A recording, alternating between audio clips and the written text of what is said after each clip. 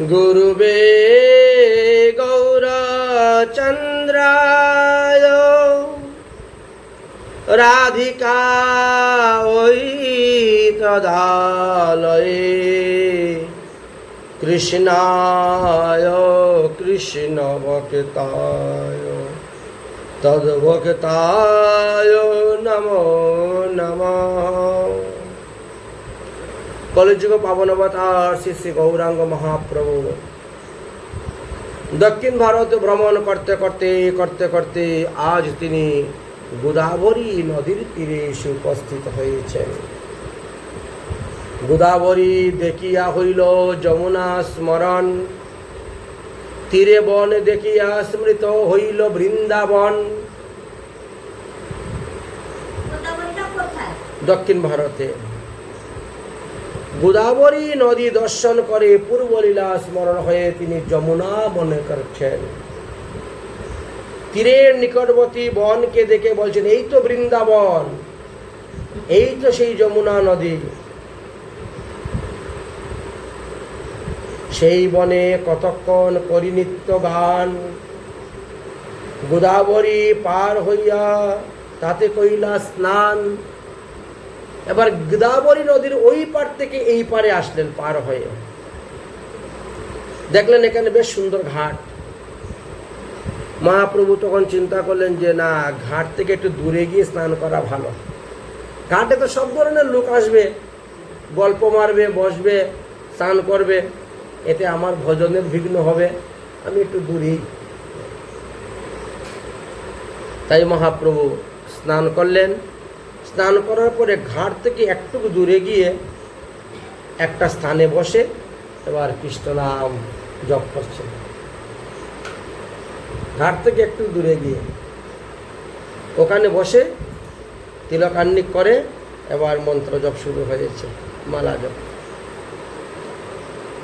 দেখেন বিধি বড় বলবান। দৈবক্রমে সেই সময়ে রামানন্দ রায় আগমন এখানে, এই ঘাটে স্নান করার জন্য। খুঁজতে হলো না। এটা উড়িষ্যাতেই বাড়ি না, দক্ষিণ ভারতে বাড়ি নয় তো।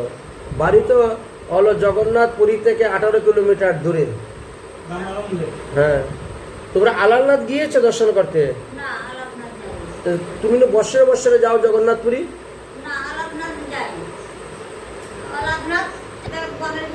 হেন কালে দুলাই চরি রামানন্দ রায়, স্নান করিবারে আইলা বাজনা বাজায়।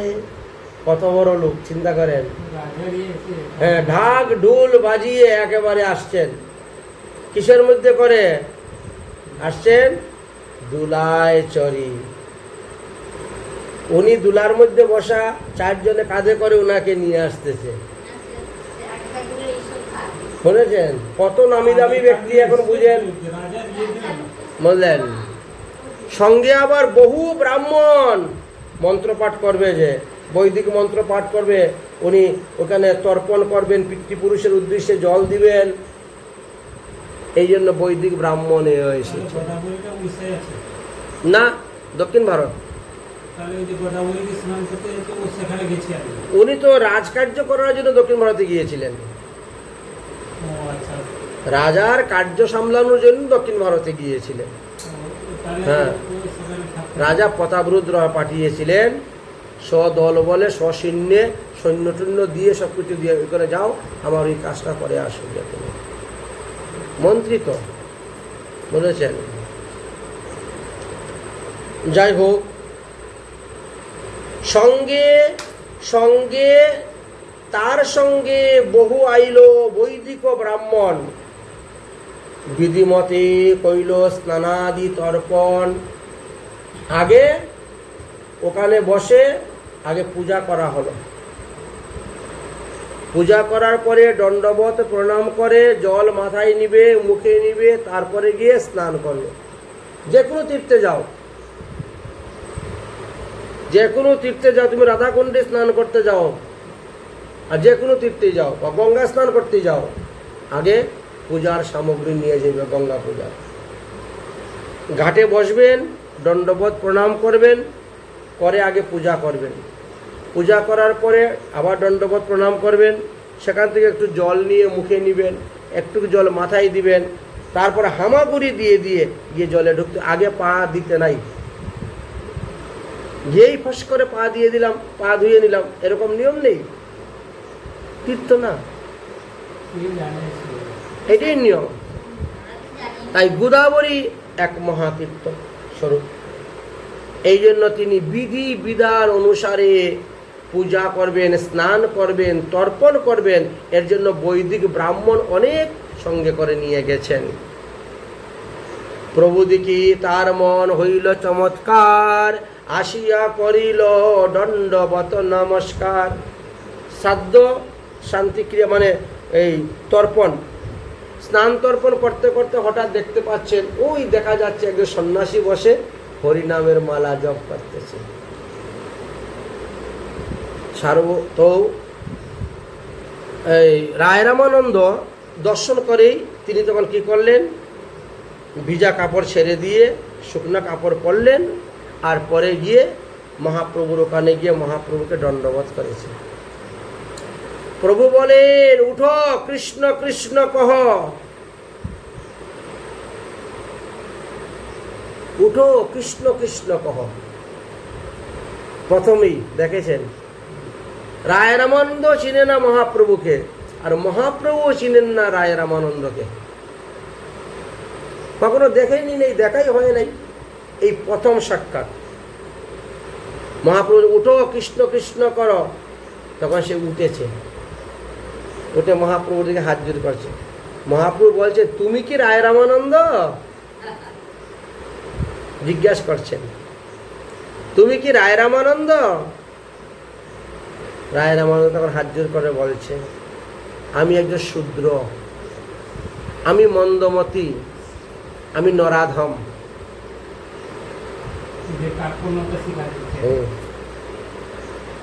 কেউ কহি আমি শূদ্র, মন্দমতি, অতি নরাধম।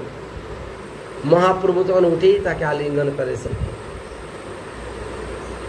মহাপ্রভু উঠেই তাকে আলিঙ্গন করলেন।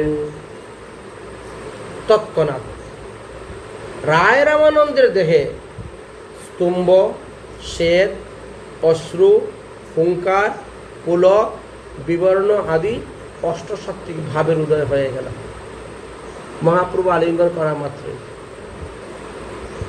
রায় রামানন্দের আর কোনো ঘৃণাও নাই, লজ্জাও নেই, কিছু নেই। হরে কৃষ্ণ বলে হাত তুলে নাচতে শুরু করে দিয়েছেন।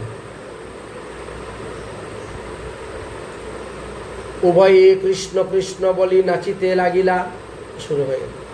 এখন যে সমস্ত বৈদিক ব্রাহ্মণ আসছিল রায় রামানন্দের সঙ্গে, এরা বলে এ কি, এই সাধুকে স্পর্শ করার পরে ইনি এইরকম পাগলের মতো হরে কৃষ্ণ বলে নাচছে কেন? মন্ত্র জুড়ে উচ্চারণ করতে না, এরা মহামন্ত্র জুড়ে উচ্চারণ করতেছে, এত দিকে মহাবিপদ। আগেরকার দিনের ব্রাহ্মণেরা উল্টা সিদ্ধান্ত করত, এখনো উল্টা। আগেও যেমন উল্টা ছিল, এখনো তারা উল্টাই আছে। চিন্তা করছেন? বৈদিক ব্রাহ্মণগণ তাহা দেখিয়ে বিচার করিতে লাগিলেন, আরে ইনি এত বড় একজন সন্ন্যাসী হইয়া রায় রামানন্দ শূদ্রকে ধরে আলিঙ্গন করছেন, চি চি চি চি চি। আরো দেখেন কত উল্টা বিচার। রায় রামানন্দ শূদ্র, আর তাকে ধরে আলিঙ্গন করছে সন্ন্যাসী, আবার তাকে ধরে কৃষ্ণ কৃষ্ণ বলে কাঁদছে। ব্যাপার কি? এই সন্ন্যাসী তো দেখি নিজের ধর্মই জানে না। মহাপ্রভুর উপর বিচার শুরু হয়ে গেল। মহাপ্রভু তো শুনতে পারলেন, কানে শব্দটা গিয়েছে। মহাপ্রভু তাকাইয়া দেখলেন, দেখে চিন্তা করলেন যে এদের সামনে আর ভাব দেখাইলে হবে না, ভাবটা সংবরণ করে নেই। এরা নরকের কীট, নরকেই থাক, তাদেরকে আর উদ্ধার করার দরকার নেই। মহাপ্রভু তৎক্ষণাৎ নিজের ভাবটাকে নিজে সংবরণ করে নিলেন। নিজের ভাষা, কারণ এরা হলো বিজাতীয় লোক, আর বৈষ্ণবরা হলো স্বজাতীয় লোক। মহাপ্রভুর সম্বন্ধে ভক্ত যদি আসে, সে তার স্বজাতীয়, তাকে তারা আলিঙ্গন করেন। আর বৈদিক ব্রাহ্মণের মধ্যে কোনো ভক্তি নাই, তাই এরা হলো বিজাতীয়, তাই এদের থেকে দূরে মহাপ্রভু। তাই ভাবকে নিজে সংবরণ করে নিলেন, পরে বসে গেলেন মহাপ্রভু। রায় রামানন্দ বসছেন। মহাপ্রভু বলছেন, শোনো রায় রামানন্দ, তোমার গুণের কথা আমি সার্বভৌম ভট্টাচার্যের মুখে শুনেছি। সার্বভৌম ভট্টাচার্যের মুখে আমি তোমার গুণের কথা শুনেছি। রায় রামানন্দ বললেন, প্রভু, আমার মতো অদমকে নিস্তার করার জন্যই মনে হয় আপনার দক্ষিণ ভারতে আগমন। আপনি তো পরম দয়াল, আপনি পতিত পাবন, আপনি মহান্ত, তাই আপনাদের স্বভাবই হলো তারিতে পাবন। মহান্তের স্বভাব হয় তারিতে পামর, নিজ কার্য নাই তবু যায় পরের ঘর। আপনি তো মহান্ত, আপনি আমার মতো অদমকে তাড়ন করার জন্য আপনি দক্ষিণ ভারতে এসেছেন। দক্ষিণ ভারতে আসে আপনার তো কোনো প্রয়োজন পড়ে না, দরকার নাই, এসেছেন। দেখুন, আপনাকে দর্শন করার পরেই আমার মনের ভাবটা কতটা পরিবর্তন হয়েছে। কিন্তু আমার সঙ্গে যে হাজার ব্রাহ্মণ এসেছে, তাদের মধ্যে একটু ভাবের উদয় হলো না, প্রেমের উদয় হলো না। অতএব আপনি কৃপা করুন, আপনি শুভদৃষ্টি করুন, যাতে ওই ব্রাহ্মণদের মনেও বৈষ্ণব ধর্মের বীজ রোপণ হয়। কারণ বৈষ্ণব ব্রাহ্মণ যদি বৈষ্ণব হয়, তাহলে সোনায় সোহাগা হয়। হে প্রভু, আপনার কৃপা ছাড়া তারা শুধরাবে না, হবে না। অতএব আপনি কৃপা করুন। রায় রামানন্দের অনুরোধে মহাপ্রভু তখন ব্রাহ্মণদের উপর শুভদৃষ্টি করলেন। শুভদৃষ্টি করে হরিবল হরিবল হরে কৃষ্ণ বলতে শুরু করলেন। তখন ব্রাহ্মণদের মনের মধ্যে একটা নির্ভেদ উপস্থিত হয়ে গেল। বুঝলেন, নিজেদের সেই কুলের অহংকার ত্যাগ হয়ে গেল। শেষে তারাও হরিবল হরিবল বলে, কৃষ্ণ কৃষ্ণ বলে কানতে কানতে মহাপ্রভুর চরণে শরণ নিয়েছিলেন। প্রেমে দ্রবীভূত হয়েছিল, কৃষ্ণ কৃষ্ণ বলছিল। সুতরাং মহাপ্রভু হলেন পরম ভাগবত, ভাগবতের কৃপাতে ভাগবত হয়ে গেল। মহাপ্রভু তারপরে নিজেকে আত্মগোপন করে নিলেন, লুকিয়ে নিলেন শুভদৃষ্টি করার পর। প্রভু কহিন, তুমি মহাভাগবত উত্তম, তোমার দর্শনে সবের দ্রব হইল মন। মহাপ্রভু বলছেন, আমার কিছু নয় রামানন্দ, সব তোমার। তোমার কৃপাতেই তোমার আর্তনাদ ভগবান শুনেছেন, তাই এই ব্রাহ্মণের উপর শুভদৃষ্টি করেছেন, তাই এদের সুমতি হয়েছে। তোমার দর্শনে সবার দ্রব হইল মন। অন্যের কি দায়? আমি তো মায়াবাদী সন্ন্যাসী, তোমার স্পর্শ পেয়ে আমি কৃষ্ণ প্রেমে ভাসি। মহাপ্রভু কথা উল্টা করে নিলেন, নিজেকে গোপন রাখার জন্য। মহাপ্রভু বলছেন, আমি তো দেখো না আমার লাল কাপড় পরা, আমি তো মায়াবাদী সন্ন্যাসী, তুমি তো কৃষ্ণ ভক্ত, তোমার স্পর্শ পেয়ে তোমাকে আলিঙ্গন করার পরে আমার মধ্যে কৃষ্ণ ভক্তি এসে গেছে। রায় রামানন্দের মহিমা বাড়াচ্ছেন, প্রশংসা করছেন। এইভাবে একে অন্যের প্রশংসা করতে লাগলেন।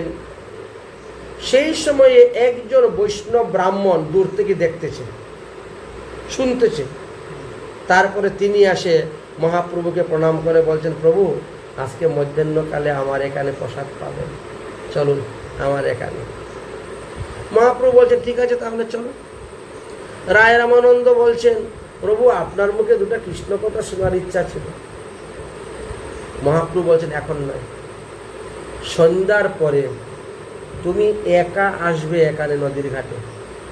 আর আমিও একা আসবো নদীর ঘাটে, দুজনে বসে কৃষ্ণ কথা হবে, আলোচনা। অন্তরঙ্গ ভক্ত নিয়ে প্রেম আস্বাদন। প্রেম আস্বাদন করতে গেলে বেশি ভক্ত নিয়ে হয় না, যাকে তাকে নিয়ে হবে না, বহিরঙ্গ ভক্তদেরকে নিয়ে হবে না, 2-4 জন ভক্ত নিয়ে বসে প্রেম আস্বাদন হয়। তাই অন্তরঙ্গ ভক্ত নিয়ে প্রেম আস্বাদন, আর বহিরঙ্গা ভক্ত নিয়ে নগর সংকীর্তন, নাম কীর্তন করে বহিরঙ্গা ভক্ত নিয়ে। হে রায় রামানন্দ, তোমার মুখে কৃষ্ণ কথা শুনতে আমারও খুব ইচ্ছা। আমি রায় সার্বভৌম ভট্টাচার্যের মুখে এই কথা শুনে এসেছি। খুব ভালোই হলো তোমার দর্শন পেয়ে। সন্ধ্যাকালে তোমার সহিত আমি আবার দেখা করব। তো রায় রামানন্দ বললেন, রায় কহি আইরে যদি পামর সুদিতে, দর্শন মাত্র শুদ্ধ নহে মোর দুষ্ট চিত্তে।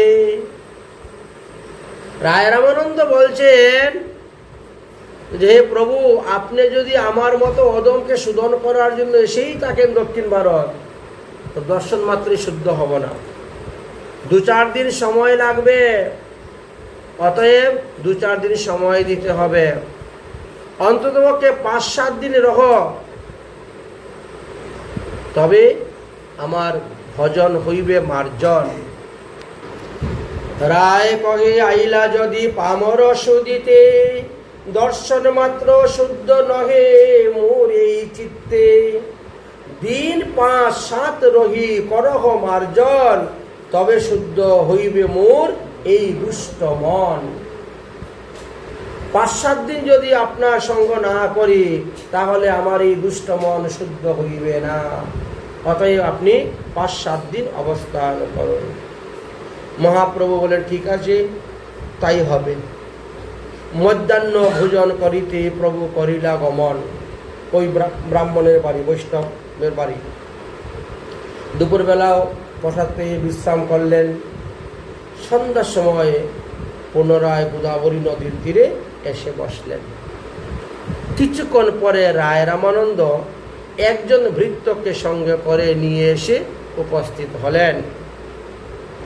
এসে প্রভুকে দণ্ডবত প্রণাম করলেন। মহাপ্রভু রায় রামানন্দকে আলিঙ্গন দান করলেন। কেন আলিঙ্গন দান করলেন? বলে, যার কাছে নাই কিছু ধন, সে দিবে আলিঙ্গন। যার কাছে কোনো ধন নাই, সে দিবে কি? তাই মহাপ্রভু শুধু আলিঙ্গন দিতেন সবাইকে, যে আসতো কাছে তাকে দিতেন আলিঙ্গন। যাই হোক, এবার শুরু হয়ে গেল কৃষ্ণ কথা। মহাপ্রভু বলছেন, হে রায় রামানন্দ, কলিহত জীবগণ কি রূপে সাধন ভজন করিবে, কি রূপে ভবনন্দী পার হবে, কি রূপে বৈতরণী পার হবে, তার উপায় তো আমি দেখতে পাচ্ছি না। এত অনাচার, এত অত্যাচার করে যাচ্ছে মানুষ, আর এত পাপ করে যাচ্ছে, পাপেরও ভয় করছে না। আচ্ছা তুমি বলো তো, এই সমস্ত লোক উদ্ধার হইবে কিসে? মহাপ্রভুর প্রথম প্রশ্ন রায় রামানন্দকে।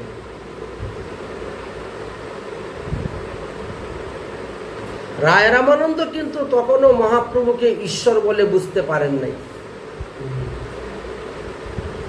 সন্ন্যাসী এই ইয়ারে তিনি মনে করেছেন ইনি লাল কাপড় পরা একজন মায়াবাদী সন্ন্যাসী। হ্যাঁ, আর সন্ন্যাসীরা নিজেকেই নারায়ণ বলে মনে করে, ওম নমো নারায়ণ মনে করেন।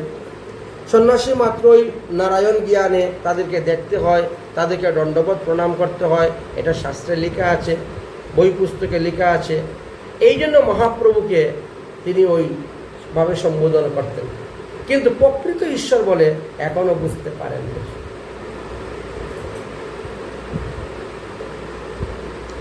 এই জন্য মহাপ্রভু যখন এই প্রশ্নটা করলেন, মহাপ্রভুর প্রশ্নের উত্তর দিতে গিয়ে তিনি তখন আসল তত্ত্বকে গোপন রেখে দিয়ে সাধারণ তত্ত্ব তুলে ধরেছেন। রায় রামানন্দ সর্বসাধারণের যে উপযুক্তি, যে মত পথ কথা, সেটা তুলে ধরেছে। মহাপ্রভুকে সম্বোধন করছেন, হে স্বামিনী। সন্ন্যাসীরা স্বামী বলে একজন আরেকজনকে, তো না, ত্রিদণ্ড স্বামী, অমুক স্বামী, তমুক স্বামী বলে না। হে স্বামিনী, আমি সাধন ভজনের কথা বিশেষ কিছু জানি না, তবে বিষ্ণু পুরাণে লেখা আছে, বর্ণাশ্রম আচারতাং পুরুষের পরপুমান বিষ্ণু আরাধিতে পন্থা নাস্তিদ্বৈত তুষকারম। লেখা আছে, যারা স্বধর্ম পালন করেন তারা মুক্তি লাভ করতে পারে। স্বধর্ম পালন করতে করতে বিষ্ণুতে ভক্তি আসবে এবং বিষ্ণু ভক্তির দ্বারাই এই বৈতরণী পার হয়ে যাবেন, ভব নদী পার হয়ে যাবেন। স্বধর্ম বলতে আপনি গৃহস্থ আশ্রমে আছেন, গৃহস্থ ধর্ম। আপনি এখন বৈশ্যকুলে জন্ম নিয়েছেন, বৈশ্য ধর্ম। বর্ণ এবং আশ্রম ধর্ম, এটা স্বধর্ম। হ্যাঁ, একে স্বধর্ম বলা হয়। শুনলেন মহাপ্রভু তিনার মুখের কথা। মহাপ্রভু বলছেন, হে রায় রামানন্দ, তুমি যে কথাটা বললে এটা একটা মোটা কথা। এইরকম মোটা কথা আমি শুনতে চাই না, আমি তীক্ষ্ণ কথা শুনতে চাই, সূক্ষ্ম কথা শুনতে চাই, অতি গূঢ় কথা শুনতে চাই, গোপনীয় কথা শুনতে চাই। আচ্ছা, এই সিদ্ধান্ততে কি আরো কোনো সুসিদ্ধান্ত যদি থাকে তুমি আমাকে বলো। এহ বাহ্য আগে কহ আর। কেননা আমিও তো সাধুসঙ্গ করি, সাধুসঙ্গে করে আমি শুনেছি কি, চারি বর্ণাশ্রমী যদি কৃষ্ণ নাহি ভজে, স্বধর্ম করিলেও রৌরবে পড়িয়া মজে।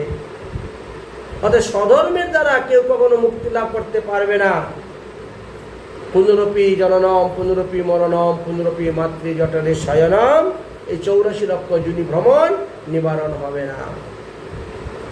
84 লক্ষ যোনি ভ্রমণ করতে গেলে তাকে কৃষ্ণ ভজন করতে হবে, কৃষ্ণ মন্ত্রে দীক্ষা নিতে হবে, কৃষ্ণের প্রসাদ পেতে হবে, সদাচার পালন করতে হবে। এটা তো আমি সাধুর মুখে শুনেছি, কিন্তু তুমি যেটা বললে এটা আমার মনোভূত হলো না। যদি এর থেকে কোনো উত্তম সিদ্ধান্ত থাকে তাহলে তুমি আমাকে শোনাও। রায় রামানন্দ চিন্তা করছে, কাপড় চোপড় দেখে মায়াবাদী সন্ন্যাসী মনে হলেও এত দেখি বিশাল শাস্ত্র জানে। আচ্ছা, তাহলে তাকে গীতার থেকে একটা শ্লোক তুলে ধরি। এবার তিনি কি করলেন, রায় রামানন্দ গীতার থেকে শ্লোক তুলে ধরলেন। কি ধরলেন? কৃষ্ণে কর্মার্পণস্তু, কৃষ্ণে কর্মার্পণ সাধ্য সাধন সার, এই কথা বলছেন। যৎ করোষি যদুৎনাসি জৈস্বনাম দদাসি বৎ যৎ পশ্বাসি কুন্তায় তৎ পুরুষ মদর্পণম। গীতাতে লিখে আছে, ভগবান শ্রীকৃষ্ণ বলছেন, হে জীব, তোমরা যা কিছু কর্ম করবে সব তোমরা আমাকে অর্পণ করো, তাহলে তোমাদেরকে আর সেই কর্মের ফল ভোগ করতে হবে না, আমি তোমাদেরকে উদ্ধার করব। মহাপ্রভু বলছেন, এও বাহ্য আগে কহ আর। তো কেন বলে, গীতাতে জ্ঞান মিশ্রিত কর্মের কথা বলা আছে। আমি পাপ করব, সেই পাপ ভগবানকে দিব। তুমি যা করবে সব আমাকে অর্পণ করো। এই কথার অর্থ হলো ভালো কর্ম করো, ভালো জিনিস ভগবানকে অর্পণ করো। তুমি মাছ খাইবে, মাছে তুলসী পাতা দিয়ে দিবে, দিয়ে ভগবানকে অর্পণ করবে, এটা হয় না। তাই যৎকরসি যদুন্নাসি কথার অর্থ এই নয় যে তুমি যা কিছু করবে ভগবানকে অর্পণ করে দিবে। তোমার পাপ তাপ অপরাধ ভগবানকে দিবে কেন? মানুষ উত্তম বস্তু ভগবানকে দেয়, কখনো খারাপ বস্তু তো ভগবানকে দেয় না। তাহলে এহবাজ্য আগে কহো আর যদি এর থেকে কোনো ভালো সিদ্ধান্ত থাকে তাহলে তুমি বলো। বলেছেন কেননা আমি যখন সাধু সঙ্গ করেছি, সাধু মুখে তো শুনেছি, অজ্ঞায়তৈব গুণানাম দুষ্মহাদৃষ্টানাম অপি সকামম ধর্মানাম সত্যজয়িষ্যতাম ধর্মানং স্বভজেষ্য সত্যম। ভগবান শ্রীকৃষ্ণ উদ্ধবকে ভাগবত ধর্ম জ্ঞান দিয়েছিলেন। সেখানে বললেন ভগবান, আমি হলাম সমস্ত বেদশাস্ত্রের মূল, আমি হলাম সমস্ত বেদের স্বরূপ। মানব জাতিকে ধর্ম উপদেশ দান করার জন্য বেদাদি শাস্ত্ররূপে প্রকাশ হয়েছে। প্রতিটি মানুষের কর্তব্য অকর্তব্য সম্পর্কে বেদে লেখা আছে। তার দ্বারা মানুষ শুদ্ধ হতে পারবে, সূচি হতে পারবে, সৎ পথে চলতে পারবে। যারা বেদশাস্ত্র মেনে চলছে তাদের মঙ্গল, যারা বেদশাস্ত্রকে অপমান করছে তাদেরকে নরকে গিয়ে দুঃখ প্রাপ্ত হয়। কিন্তু ভগবান বলছেন আমার যে ভক্ত, তারা যদি বেদের কর্ম নাও করে তথাপিও আমি তাদেরকে উদ্ধার করব, যদি তারা শুধু আমার ভজন করে। এটা ভগবানের কথা।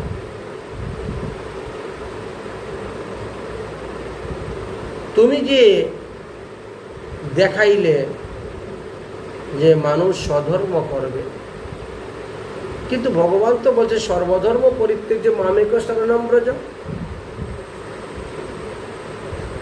তোমার পিতৃধর্ম, তোমার সমাজ ধর্ম, তোমার বর্ণ ধর্ম, তোমার আশ্রম ধর্ম, তোমার রাষ্ট্র ধর্ম, তোমার দেশের ধর্ম, তোমার কুলাচার ধর্ম, তোমার লুকাচার ধর্ম, তোমার দেশাচার ধর্ম সব ছেড়ে দাও, কেবল আমার চরণে শরণাপন্ন হও, আমার ভজন করো, আমার প্রসাদ পাও, আমাকে নমস্কার করো, আমার গুণ করো, তাহলে আমি তোমাকে সর্ব পাপ হইতে উদ্ধার করো।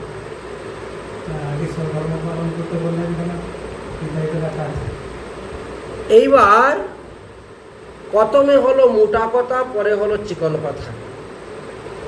ভগবানও চতুর, বলেন চিন্তা করছেন প্রথম যদি এই কথা বলে সন্তুষ্ট হয়ে যায় তাহলে আসল কথা বলবো না, বুঝলেন? এই কথার দ্বারা যদি সন্তুষ্ট হয়ে যায় তাহলে আসল কথা বলতে যাব না। এই জন্যই প্রথমে এক কথা বলেন, কিন্তু শাস্ত্রে বলছে পূর্ব পরয়ু পরবিধি বলবান। পূর্বে একটা কথা বললেন, পরে গিয়ে আরেকটা কথা বললেন, তাহলে পরের কথাটা বলবান। পূর্বের কথার কোনো মূল্য থাকবে না, দাম থাকবে না, মূল্যবান হবে না। এটাই হলো বিধান। কিন্তু আমরা কি করি, পরের কথাটা নেই না, আগের কথাটা নিয়ে থাকি। সুবিধাবাদী তো আমরা আমাদের সুবিধা মতো শ্লোক ব্যবহার করি, শ্লোকের অর্থ ব্যবহার করে থাকি। তাই মহাপ্রভু বলছেন, রায়রানন্দ এবার বুঝতে পারছেন, তাহলে তো উনাকে যেমন তেমন কথা বললে হবে না, যেমন তেমন সিদ্ধান্ত বললে হবে না।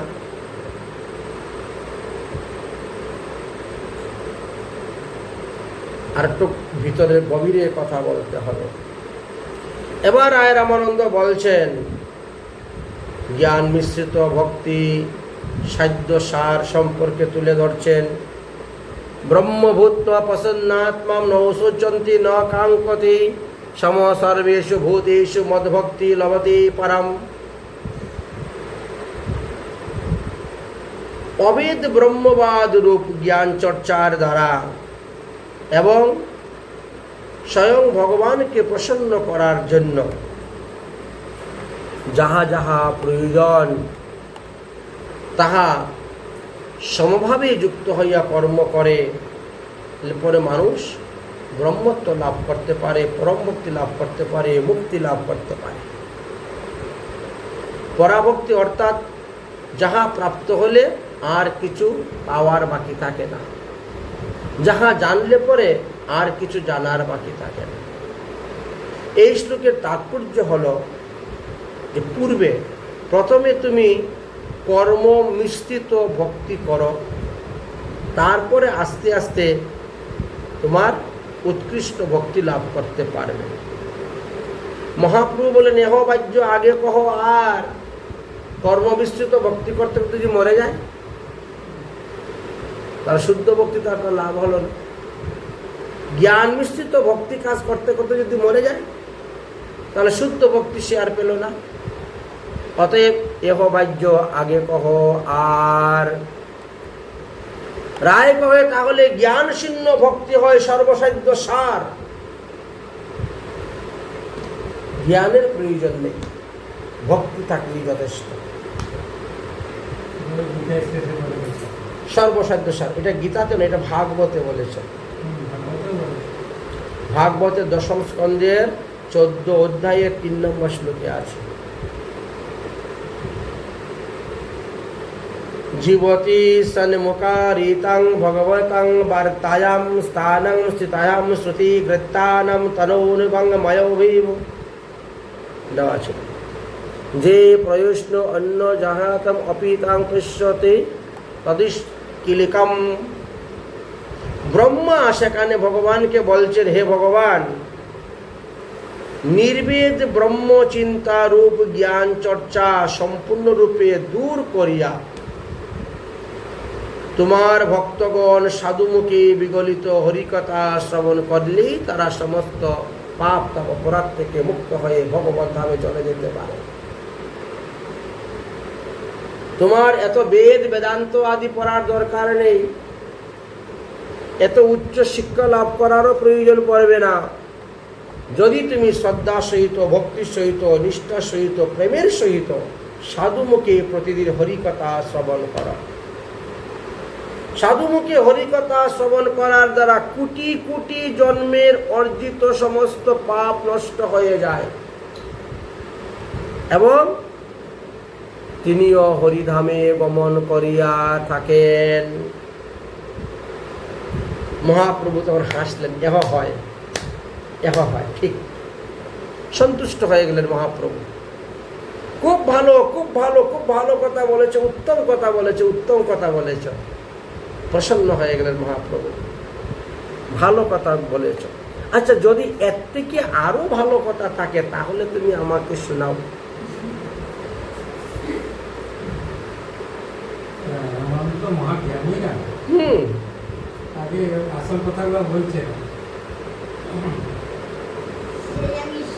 এবার মহাপ্রভু বলছেন, যদি এর থেকে আরো কিছু ভালো থাকে তাহলে তুমি আমাকে বলো। কারণটা কি ছিল? গীতার সাম্রাজ্য যেখানে শেষ, ভাগবতের সাম্রাজ্য সেখান থেকে শুরু হয়েছে। গীতার সাম্রাজ্য আর ভাগবতের সাম্রাজ্য সম্পূর্ণ আলাদা, দুটা। কেননা জ্ঞান মিশ্রিত ভক্তি হলো গীতার শেষ সীমা, আর জ্ঞান শূন্য ভক্তি হলো ভাগবত সাম্রাজ্যের আরম্ভ। যে পর্যন্ত রায় রামানন্দ গীতার মধ্যে ছিলেন, অন্যান্য পুরাণের মধ্যে ছিলেন, বেদের মধ্যে ছিলেন, সেই পর্যন্ত মহাপ্রভু এহবাজ্য বলে উড়িয়ে দিচ্ছেন।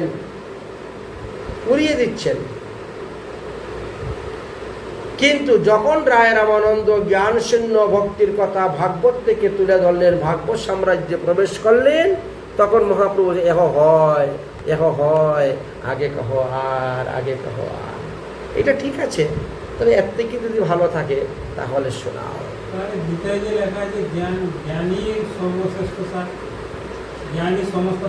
এখন জ্ঞানকে দুই ভাগে ভাগ করা হয়েছে, একটা হলো সবিশেষ ব্রহ্ম জ্ঞান, আর এক হলো নির্বিশেষ জ্ঞান। সবিশেষ জ্ঞান আর নির্বিশেষ জ্ঞান দুটার মধ্যে পার্থক্য আছে। নিরাকার এবং সাকার নিয়ে আলোচনা করা আছে। তো জ্ঞানের ভাব দ্বারা জ্ঞানকে কোথায় কিভাবে প্রয়োগ করতে হবে সেটা বুঝতে হবে। তো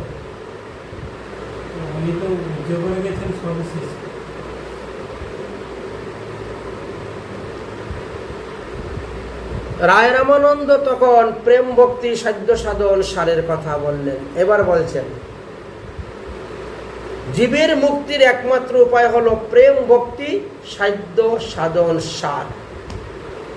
একমাত্র রাগমার্গে কৃষ্ণ ভজন ছাড়া জীবের মুক্তির কোনো উপায় নাই। রাগমার্গে কৃষ্ণ ভজন করলেই জীবের মুক্তি। নানা উপচারো কৃত্তা প্রজামাদ্যম বন্ধনম প্রেমেব্য ভক্ত হৃদয়ম সুহৃদারুদ্ধম সাক্ষাৎ যত ক্ষুদ্রান্তি জঠরে জঠরায়ং পিপাসা তাবৎ সুখায় ভবতু হোম নন্যং ভক্ষণ পেয়ম। বললেন, উদাহরণ দিলেন, আমাদের জঠরে যেই পর্যন্ত তীব্র ক্ষুধা না লাগে, তীব্র পিপাসা না আসে, ততক্ষণ পর্যন্ত ভোগ্য দ্রব্য আমাদের সুখের হয় না। আপনার ভরা পেটে যদি কেউ অমৃত দেয় আপনার ভালো লাগবে না, যত ভালো রান্না করুক না কেন। আপনার ভরা পেট, আপনাকে ভালো লাগে না। কিন্তু যখন ক্ষুধায় কাতর হয়ে গেছে, তখন লবণ দিয়ে পান্তা ভাত খেলেও ভালো লাগবে আপনার, তাই না? একটা লঙ্কা চটকাই দিলেন, বাস একটু আলু ভাজা নিয়ে নিলে, ও দারুণ অমৃত খেলাম। এই কথাটাই এখানে বলছেন, এই কথাটাই এখানে বলছেন। সেই রূপে আর্থ বন্ধুর নানা উপচারে পূজা করলে তাহা প্রেমযুক্ত হইলে ভক্তগণ হৃদয়ে আনন্দ বলিত হয়। ভগবানের প্রতি যার আর্থি উৎপন্ন হয়েছে, সেই প্রেমের সহিত ভগবানকে যা কিছু দিয়ে পূজা করবে, ভগবান তাতেই সন্তুষ্ট, প্রসন্ন। আর ভগবান প্রসন্ন হলে সেই ভক্তের শেষ, উদ্ধার, ভক্তের মঙ্গল হয়ে যায়। অতএব কৃষ্ণ ভক্তি রসভাবিতা মতি ক্রিয়ায়াং যদি কৃত্যপি লভতে ততো লভ্যামপি মূল্যমে কেবলম জন্মকোটি সুকৃতি লাভেতম। তবে সকলের কপালে এই ভক্তি জুটে না। কোটি জন্মের সুকৃতি থাকলে পরে মানুষ কৃষ্ণ ভক্ত হতে পারে, কৃষ্ণ মন্ত্রে দীক্ষা গ্রহণ করে, কৃষ্ণের প্রসাদ গ্রহণ করে, কৃষ্ণের আদেশ পালন করে। এই কোটি জন্মের পুণ্য ফল যার মধ্যে আছে তার হয়, সবার ক্ষেত্রে হয় না। তবেই তারা প্রেম রস পেয়ে থাকে, সাক্ষাৎ ক্রয় করে ফেলে। এই দুইটি শ্লোকের মধ্যে প্রথমটি বৈদিক ভক্তি আর দ্বিতীয়টি রাগানুগা ভক্তির কথা বলা হয়েছে। তস্মাৎ রাগমার্গ ভক্তি শ্রেষ্ঠ। রাগমার্গ ভক্তিটিকে শ্রেষ্ঠ বলা হয়েছে। প্রভু কন এহ হয় আগে কহ আর। আমাদের ভক্তিকে তিন ভাগে ভাগ করা হয়েছে। এক বিধি মার্গের ভক্তি, এক রাগ মার্গের ভক্তি, আর এক হলো মিশ্র ভক্তি। ব্রজের গোপীগণের মধ্যে যে ভক্তি ছিল এটা রাগ মার্গের ভক্তি, রাগাত্মিকা ভক্তি। আচ্ছা, মনে করেন কোন ব্যক্তিকে আপনি 1 লাখ টাকা দিয়েছেন,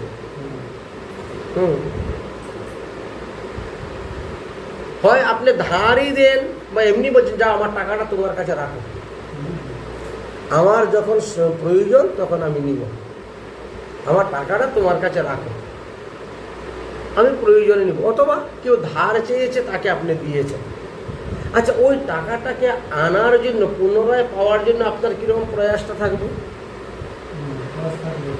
ওই প্রয়াসটাকে রাগ বলা হয়েছে। হ্যাঁ, ওটা যতক্ষণ না দিচ্ছে ততক্ষণ তার মনের ভিতরে চলছে, ওটাকে রাগ বলা। সব বন্ধ। হ্যাঁ হ্যাঁ, আমি সেই সবসময় চিন্তা, সবসময় একটা চিন্তা থাকবে, টাকাটা দিল না, টাকাটা দিলাম, এতদিন কথা হয়ে গেল, এখন পর্যন্ত দিলাম, এই যে একটা সব সময় এই চিন্তাই তো থাকবে। এটাকেই বলা হয় রাগ। এটা কি বলা হয়? ঘুমও আসবে না। কারণ ব্রজের গোপীরা তো মন প্রাণ দেহ গেহ সব কৃষ্ণের চরণে অর্পণ করে দিয়েছেন, সব কিছু কৃষ্ণকে দিয়ে দিয়েছেন, তাদের তো কিছুই ছিল না, কিছুই ছিল না, দেহের মধ্যে কোনো আবেশই ছিল না তাদের, যে কখন খাবো, কখন স্নান করবো, আর কখন ঘুমাবো, সবসময় কৃষ্ণ সুখে সুখ, কৃষ্ণকে কিভাবে সুখ দেওয়া যায় সেই চিন্তাই ছিল তাদের মধ্যে। তো বিধিমার্গে ভজন করলে পার্শ্বদেহ পাইয়া আপনি বৈকুণ্ঠে যাবেন, আর রাগমার্গে ভজন করলে ব্রজেন্দ্র নন্দন শ্রীকৃষ্ণকে আপনি পাবেন। এই হলো দুটি মার্গ, দুটি রাস্তা।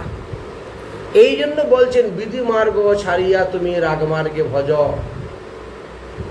মহাপ্রভু এই রাগানুগা ভক্তি, এই ব্রজ প্রেম, এই গোপী প্রেম, এইসব আমাদেরকে এনে দিয়ে গেছে, এর আগে কেউ দিয়ে যান নাই। প্রভু কহেন এহু হয় আগে কহ আর, রায় কহে দাস্য প্রেম সর্বসাধ্য সার। রাগমার্গের ভক্তরা চার ভাবে ভজন করেন, কেউ দাস্য ভাবে, কেউ বাৎসল্য ভাবে, কেউ সৈক্য ভাবে, আর কেউ মধুর সিঙ্গারসে ভাবে। রায় কহেন দাস্য প্রেম সর্বসাধ্য সার, কারণ এই সংসারে দাস্য বাৎসল্য সৈক্য মধুর প্রেমের দ্বারাই ভগবানকে ভজন করে, ভগবানকে তারা পেয়েছে সাক্ষাৎভাবে, ভগবানের সঙ্গে কথা বলেছে, ভগবানকে মুখে তুলে খাওয়াইয়েছে, ভগবানের সঙ্গে ঘুমিয়েছে, ভগবানের সঙ্গে নৃত্য করেছে। এই চার ধরনের ভক্ত আমরা দেখতে পাই, বুঝলেন? এই চার ধরনের ভক্তকে শ্রেষ্ঠ ভক্ত বলা হয়েছে। আর এই চার প্রেমের দ্বারাই ভগবানও ভক্তের বশীভূত হয়ে যান। কখনো ভক্তের পিতা হন, কখনো ভক্তের পুত্র হন, কখনো ভক্তের সখা হন, কখনো ভক্তের দাস হয়ে যান। মনে হচ্ছেন? এইভাবে ভগবানকে বন্ধন করার এই চারটি উপায় আছে, তার মধ্যে যে কোনো একটাকে অবলম্বন করে আপনি ভজন করলেই ভগবানকে বাঁধতে পারবেন, তাকে ধরতে পারবেন। বললেন এই চার প্রেমের দ্বারা ভগবানকে আকর্ষণ করা যায়। চুম্বক যেভাবে লোহাকে আকর্ষণ করে, ঠিক তেমনিভাবে ভক্তি ভগবানকে আকর্ষণ করে, ভক্তের সম্মুখে এসে দাঁড়া করিয়ে দেন।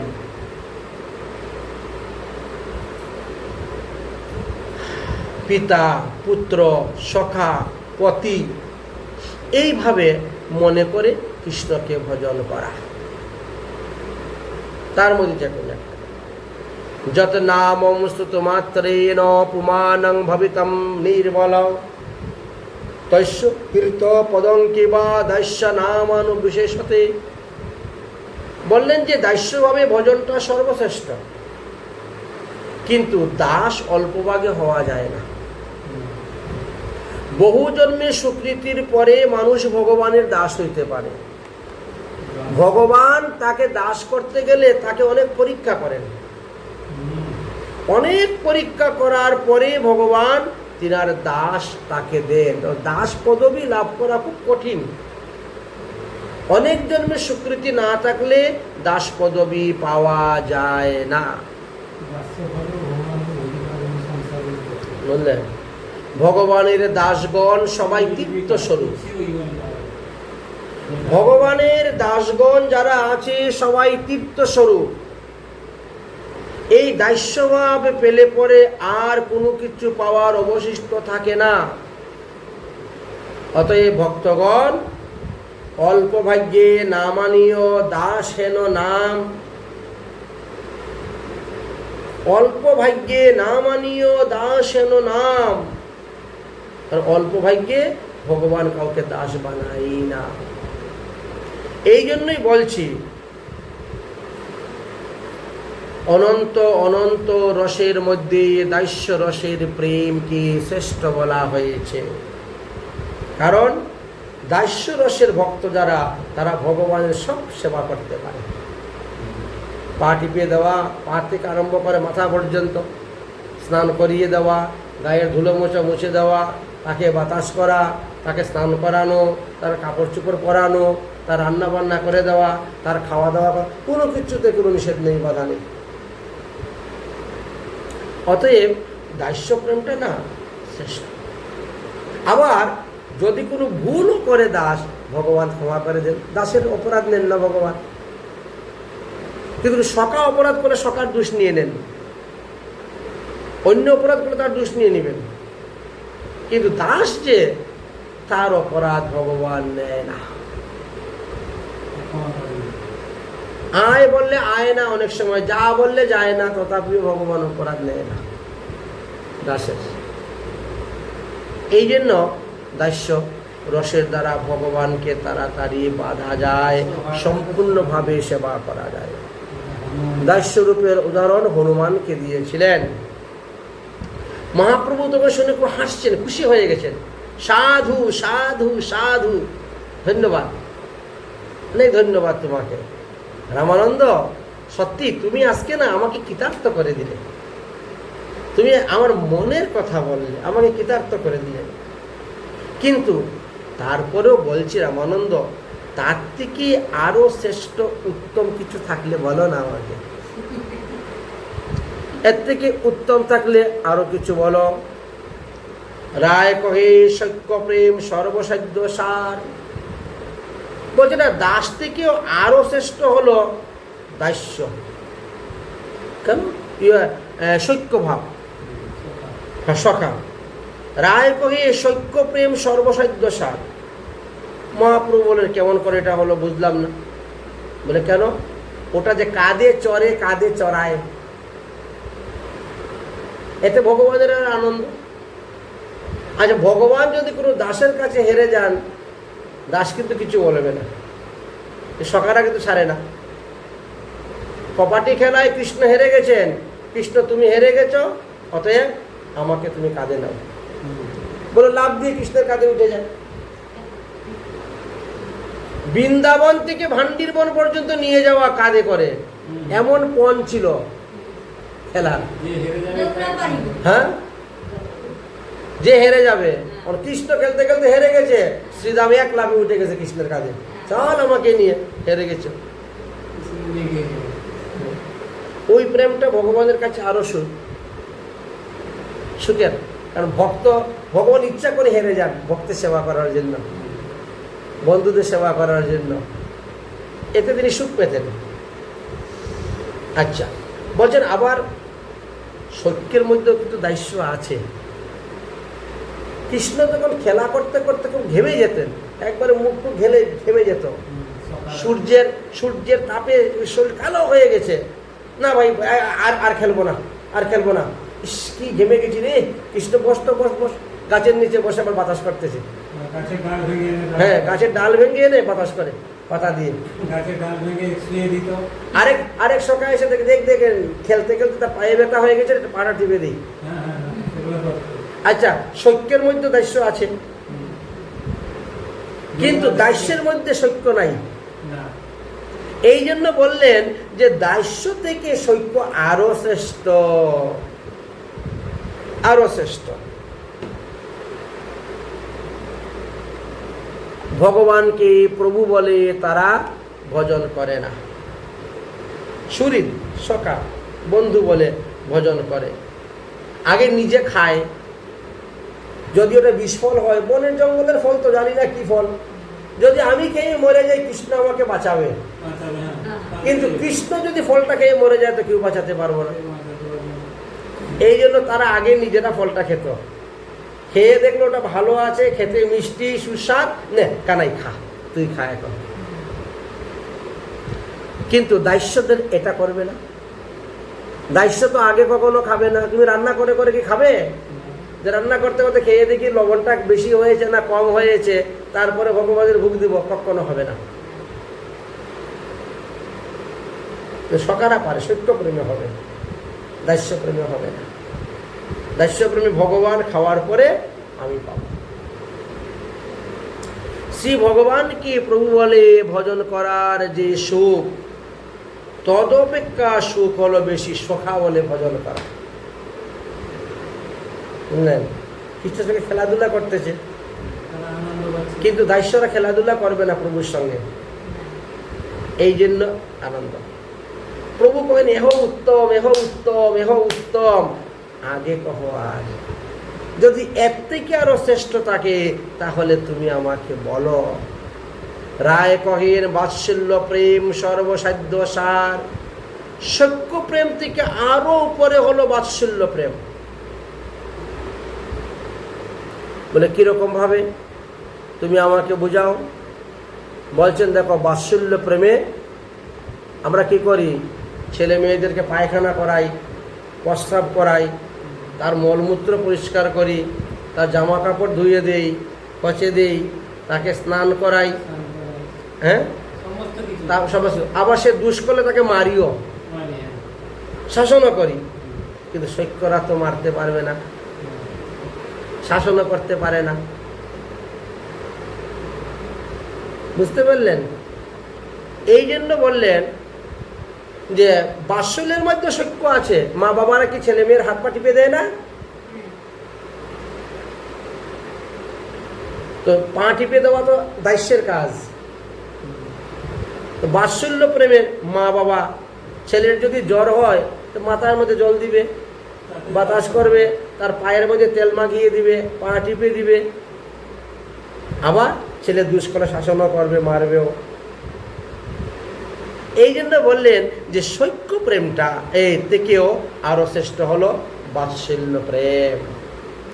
দাস্য থেকে শ্রেষ্ঠ হলো সৈক্য, সৈক্য থেকে শ্রেষ্ঠ হলো বাৎসল্য প্রেম। শ্রীমদ্ ভাগবতে দেওয়া আছে, নন্দ মহারাজ কতবার গোপালের সেবা করেছে, মা যশোদা গোপালের সেবা করেছে। নন্দ কি মনোহৃদে কন্যম শ্রেষ্ঠম চ মহোদয়াম যশোদা বা মহাভাগা পয়োজস্য স্তনহারা। মা যশোদার স্তনপান ভগবান শ্রীকৃষ্ণ করেছেন। এই বাৎসল্য প্রেমের বশে পরম ব্রহ্ম ভগবান শ্রীকৃষ্ণ নন্দ মহারাজের পুত্ররূপে আসলেন বাৎসল্য প্রেম আস্বাদন করার জন্য। মা যশোদা স্তনপান করল, আবার 2 পয়সার মাটির হাড়ি ভেঙে দিয়েছিল বলে কৃষ্ণকে উদক্ষলের মধ্যে বেঁধে রেখে দিয়েছিল। শাসন, ছেলে দুষ্ট হয়ে যাচ্ছে, এবং শাসন না করলে শুধরাবে না।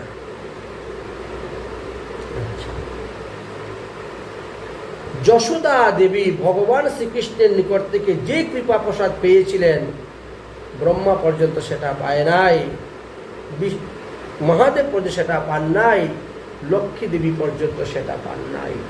অতএব বাৎসল্য প্রেম শ্রেষ্ঠ। প্রভু কহিন বাৎসল্য প্রেমের পরাকাষ্ঠার কথা তো শুনলাম, অতি উত্তম বটে, তথাপিও আমার মনে বাসনা এর থেকে আরো উত্তম কিছু থাকলে বলো। হ্যাঁ, এর থেকে আরো উত্তম কিছু রস থাকলে আমাকে বলো, যাহাকে সর্বসাধ্য সার বলা হয়, এরকম একটা সুসিদ্ধান্ত আমাকে শোনাও তো। তখন রায় রামানন্দ উত্তর দিলেন, শ্রীকৃষ্ণের প্রতি কান্তা ভাব, মধুর রসের কথা বললেন। শ্রীকৃষ্ণের প্রতি কান্তা ভাব হলো সমস্ত ভাবের পরাকাষ্ঠা,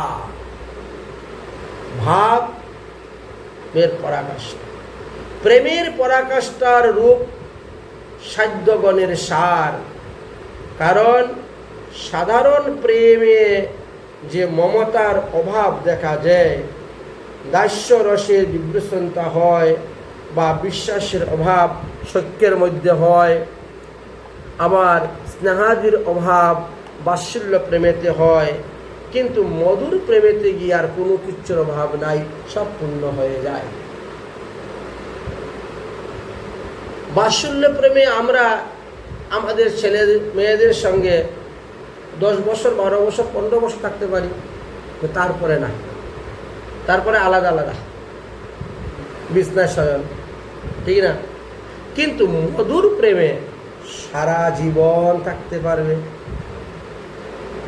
আবার মধুর রসের মধ্যে সত্তা আছে, স্বামী দুষ্কলে শাসনও করবে, রোগ সুখ ব্যাধি হলে তার হাত পাও টিপে দিবে, কাপড় চোপড়ে ধুয়ে দিবে, তার আদেশও পালন করবে।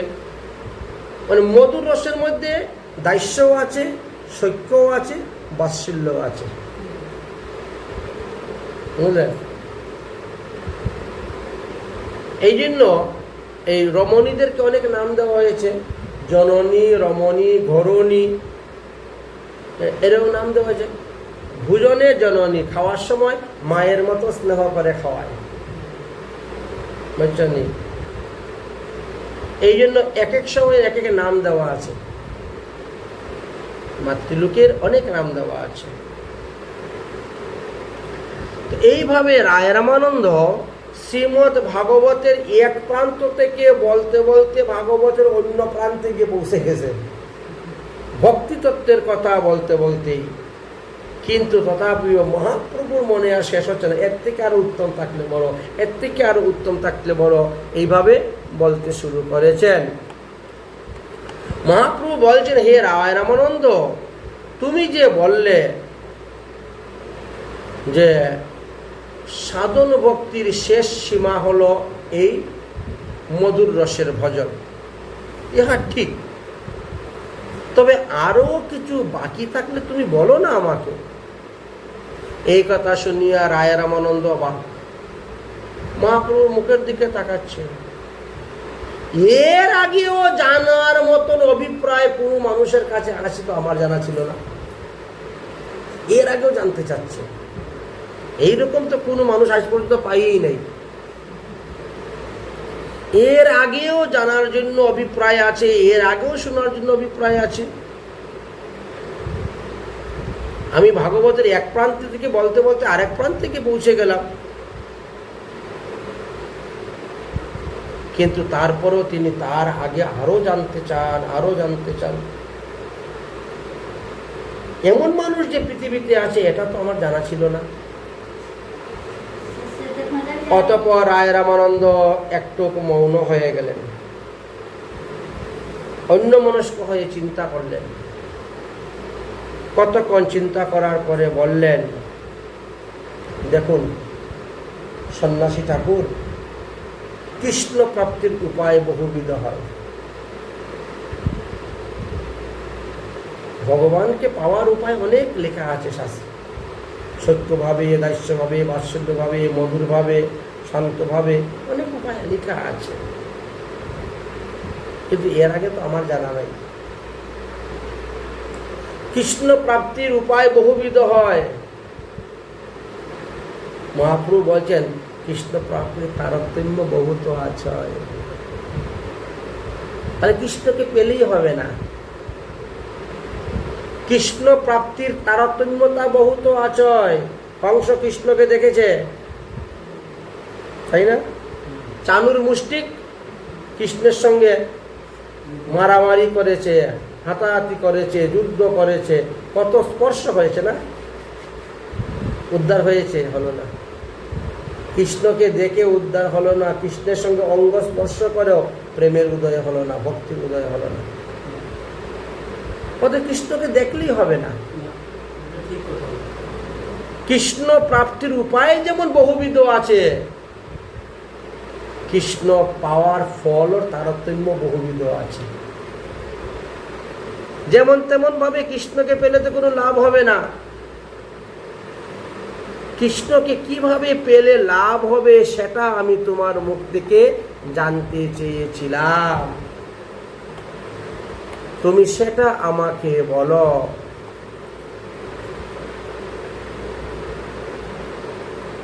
রায় রামানন্দ তখন বলছে, শুনেন, যার যেই রস সেই সে উত্তম। যদি কেউ ঠিক ভাবে দাস্যভাবে ভজন করতে পারে, এতেই ভগবান পেয়ে যাবে। ঠিক ভাবে কেউ সত্যভাবে ভজন করে, এতেই ভগবান পেয়ে যাবে। যার যেই রস সেই সে উত্তম। মহাপ্রভু বলছেন, তটস্থ হইয়া বিচার করলে তো আছে তারতম্য, একটু আগে যে বললে। কিন্তু যদি রসগুলাকে বিচার করা যায় তাহলে তো তার তারতম্য দেখা যায়, একটা থেকে একটা শ্রেষ্ঠ, একটা থেকে একটা শ্রেষ্ঠ। আমার কাছে এই রসটা উত্তম হলেও এর থেকে শ্রেষ্ঠ আরেকটা আছে, এ তো আমরা পেলাম। হ্যাঁ, তা ঠিক।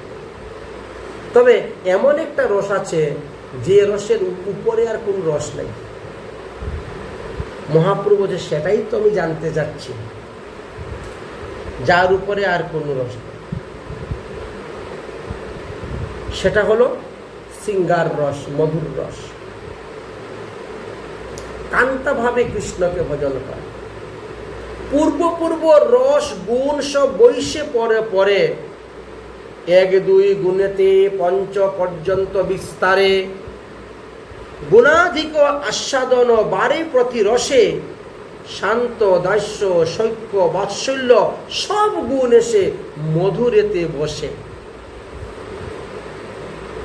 পরিপূর্ণ কৃষ্ণ প্রাপ্তি এই কান্তা প্রেম হইতে, এই প্রেমে বশ কৃষ্ণ কহেন ভাগবতে।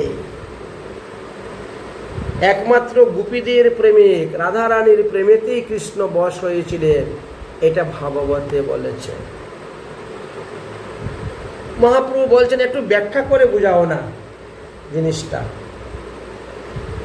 বলছে, শুনেন, রসের তারতম্যতা বুঝাতে গেলে আপনাকে একটা প্রাকৃতিক জগতের উদাহরণ দিব। বলো, বুঝাতে গেলে তো অনেক কিছু উদাহরণ দিতে হয়, বলো শুনি। বলেন, দেখেন, আমাদের এই জগৎ কি দিয়ে সৃষ্টি হয়েছে? পঞ্চভূত, আকাশ, বায়ু, অগ্নি, জল, মাটি, পৃথিবী, তাই না? ক্ষিতি অপ তেজ মরুদ্ভূম, এটা সংস্কৃতে বলে। আর বাংলায় হলো আকাশ, বাতাস, আগুন, জল, মাটি। এই পাঁচটার দ্বারা পঞ্চভূত। এই পঞ্চভূতে আমাদের শরীর তৈরি, এই পঞ্চভূতে বিশ্ব ব্রহ্মাণ্ড তৈরি। এবার দেখেন, আকাশের একটা মাত্র গুণ, আকাশের গুণ হলো শব্দ। যেখানে আকাশ নাই সেখানে শব্দ হবে না। ভরা কলসি, ওর শব্দ হয় না। কিন্তু একটা কলসের মধ্যে অর্ধেক কলস জল নিয়ে আপনি হাঁটেন তো দেখবেন টপ টপ শব্দ হবে, ঠিক না? কলসের ভিতরে জল ভর্তি করে কলসের মধ্যে থাপ্পড় মারেন, শব্দ হবে? কলস হবে না। কিন্তু খালি কলস একটা নিয়ে দেন বাড়ি, শব্দ হবে। আকাশের একটাই গুণ, শব্দ। আকাশের মধ্যে শূন্য, শব্দ। আপনার এই ঘরের মধ্যে কোনো জিনিস রাখবেন না। নতুন ঘর যারা বানায়, হা হা হা হা হা 5 বছর বলে এরা, তখন গুফায় ঢুকেছেন। হ্যাঁ, আপনার একটা ঘর থেকে সব আসবাবপত্র বের করে দিবেন, দেখবেন আপনি কথা বললে পরে কিরকম শব্দ হয়। আর যখন আপনি ঘর ভর্তি মালপত্র রেখে দিবেন, তখন দেখবেন ঘরের ভিতরে শব্দ কিরকম হয়, হবেই না? তাই আকাশের একটা গুণ হলো মাত্র শব্দ, আর কোনো দ্বিতীয় গুণ নাই। কিন্তু বায়ুর মধ্যে দুইটা গুণ আছে, শব্দ এবং স্পর্শ। আকাশের গুণটাও আছে, আবার বায়ুর একটা আলাদা গুণ আছে। যদিও বায়ু আমরা চোখে দেখতে পাই না, কিন্তু স্পর্শের দ্বারা অনুভব হয় এই বাতাস বইতেছে। তাহলে ওর মধ্যে দুটা গুণ পেলাম। আকাশের গুণ তো তার মধ্যে আছে, উপরন্তু তার একটা আলাদা গুণ আছে। তা বায়ুতে দুটা গুণ পেলাম, শব্দ আর স্পর্শ। আগুনের মধ্যে তিনটা গুণ আছে। কি আছে? রূপ, আগুনটা দেখতে লাল, তাই না? রূপ, আবার শব্দ, আবার স্পর্শ, তিনটা গুণ। গায়ে লাগে, উফ গরম লাগছে, আগুন। তাহলে তাকে দেখাও যাচ্ছে, তার রূপ আছে এবং তার শব্দও আছে। আগুনের শব্দ হয় না? আগুনের একটা শব্দ আছে। আচ্ছা, আগুনের মধ্যে শব্দও আছে, আবার আগুনের স্পর্শ শক্তি আছে, আবার রূপ আছে, তিনটা। জলের মধ্যে চারটা গুণ আছে। জলের মধ্যে চারটা গুণ আছে। কি কি? শব্দ, স্পর্শ, রূপ, রস। তরল পদার্থ। শব্দ, স্পর্শ, রূপ, রস চারটা আছে। তারপরে আসলো মাটি, ভূমি। মাটির মধ্যে পাঁচটা গুণ আছে, পাঁচটা গুণ। শব্দ, স্পর্শ, রূপ, রস, গন্ধ। মাটির মধ্যে এক ধরনের গন্ধ আছে, আগুনের মধ্যে সেই গন্ধটা পাবেন না। আচ্ছা, তাহলে দেখেন তো একটার পরে একটা বর্ধিত হচ্ছে না? তাহলে মাটির মধ্যে আসলে পরে দেখা গেল পাঁচটাই আছে, সবই আছে। যা আকাশের মধ্যে ছিল তাও আছে, যা জলের মধ্যে ছিল তাও আছে, যা অগ্নির মধ্যে ছিল তাও আছে, যা বাতাসের মধ্যে ছিল তাও আছে। ঠিক তেমনি ভাবে মধুর রস। এখন আপনি বিচার করে দেখুন, আকাশাদি পরস্পর ভূতক্রমে গুণ সংখ্যা বৃদ্ধি পেয়েছে পৃথিবী মানে মাটিতে। পঞ্চগুণী গুণী পৃথিবীকে লক্ষ্য করা হয়েছে। এই রূপে শান্ত, দাস্য, সৈক্য, বাৎসল্য, এই চারটির মধ্যে যত গুণ আছে সব মধুরেতে বসে, মধুর রসের মধ্যে আছে। গুণ বৃদ্ধি হইয়া হইয়া সব মধুর রসেতে গিয়ে পরিপূর্ণ রস হয়ে গেছে। অতএব পরিপূর্ণভাবে কৃষ্ণ প্রাপ্তির উপায় হলো একমাত্র মধুর রসে ভগবানকে ভজন করা। গোপীর আনুগত্য বিনা এই রস পাওয়া যায় না। গোপীর আনুগত্য বিনা ঐশ্বর্য জ্ঞানে ভজিলেও নাহি পাইবে ব্রজণ্ড নন্দনে। তাই ভগবানকে পেতে গেলে অনুগত হয়ে ভজন করতে হবে গোপীগণের। ভাগবত বলেন মধুর রসের উল্লাসের কথা। এই প্রেমে কৃষ্ণ নিরন্তর বশ হন। প্রভু কহে নেহ সাধ্য সিদ্ধ সুনিশ্চয়, কৃপা করি কহ যদি আগে কিছু হয়।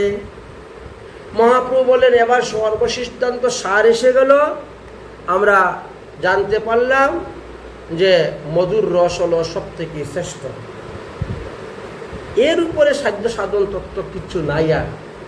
কিন্তু এর আগেও যদি কিছু থাকে তাহলে তুমি কিন্তু গোপন করিও না, আমার কাছে প্রকাশ করিয়া বলো, আমার শোনার খুব ইচ্ছা হচ্ছে। কৃপা করি কহ আগে যদি কিছু হয়। বুঝলেন?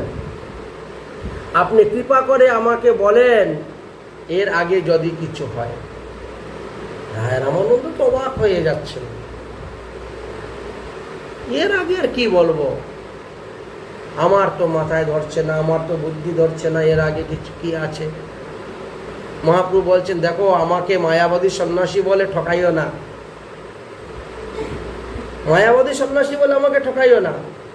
তবে আছে, এর আগেও আছে, তুমি জানো, কিন্তু আমাকে তুমি বলতে চাচ্ছ না, আমাকে শেখাতে চাচ্ছ না। অতএব তুমি আমাকে বলো, আমাকে বলো এর আগে কি আছে। তখন রায় রামানন্দ রাধারানীর কথা বললেন। মধুর প্রেমের রসের মধ্যে গোপীগণও ছিলেন, কিন্তু রাধারানীর কাছে যে প্রেমটা ছিল সেটা কারোর কাছে ছিল না। এই জন্য সমস্ত গোপীদের মধ্যে শ্রেষ্ঠ রাধারানী। তো রাধারানীর প্রেমটাও শ্রেষ্ঠ ছিল। শতকোটি গোপীরা কৃষ্ণের মনকে হরণ করতে পারেন না, কিন্তু রাধারানী কৃষ্ণের মনকে হরণ করে নিয়েছিলেন। এই জন্য বললেন গোপীদের মধ্যে রাধা প্রেম হলো সর্বশ্রেষ্ঠ।